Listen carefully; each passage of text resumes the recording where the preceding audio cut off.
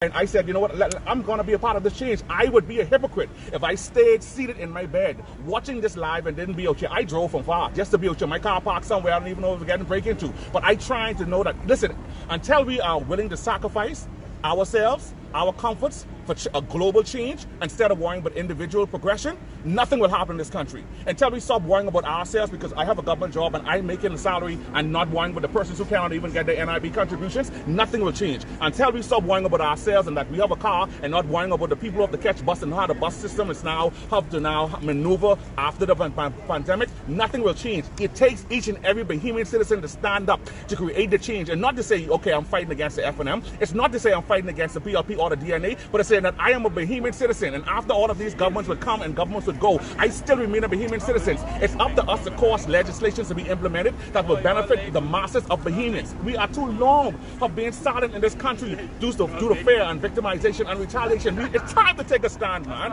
And there's no time better than now. There's no time better now. And I feel this in my heart, and I feel this in my soul, as a citizen of this country, a law-abiding citizen of this country, to know that a lot of people are hurting inside this country, and leaders are sitting back, millionaires are sitting back on their yachts, and people are eating caviar while people are dying and starving in this country. I refuse to stand back.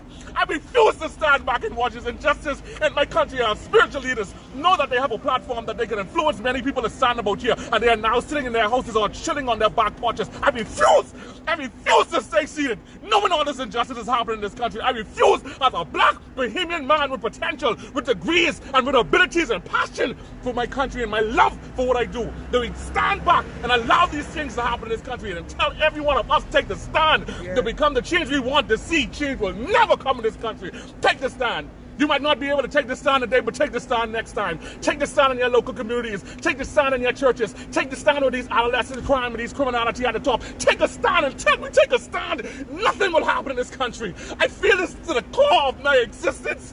I feel this to the core of my bone.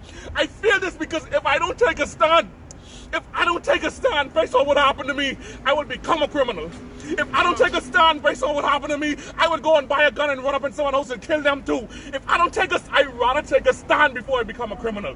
And I'm standing out here for every person whose voice has been silenced in this country due to crime, and victimization. I stand today for every person whose voice has been silenced because of victimization and retaliation. I stand today for every person who don't believe that they have resources enough to stand, because some people are afraid to be locked up. Yes. And I came out here today to be that voice in the wilderness, that voice that's going to speak out.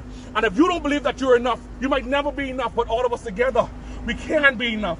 Take that stand.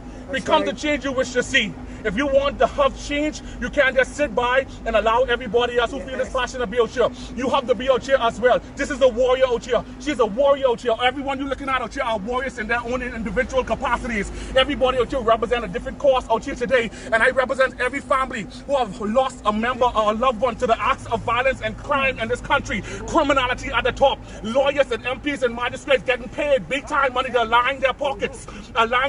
While people are going home crying. They are going home hurting, and they are going home cannot sleep. I represent every person in this country who are now visiting their family graves on Mother's Day, on Father's Day, or Daddy Day. I'm standing for everyone in this country. Our country will never be no better as long as we have mothers supporting criminals and walking up and down to the court trying to get bail. Our country will never be no better as long as we have MPs standing on platforms at funerals and trying to advance their political agendas, not caring about the people that are left hurting. Our country will never be no better until every person in this country take a stand for justice, take a stand for accountability, and be responsible for every action that they take, every word that they speak, everything that they do. Our country will never change until you on this live, until you watching me, until you watching me with Shanique, until you watching me on ZNS. Take a stand, man. Right. Take a stand before it comes to your doorstep.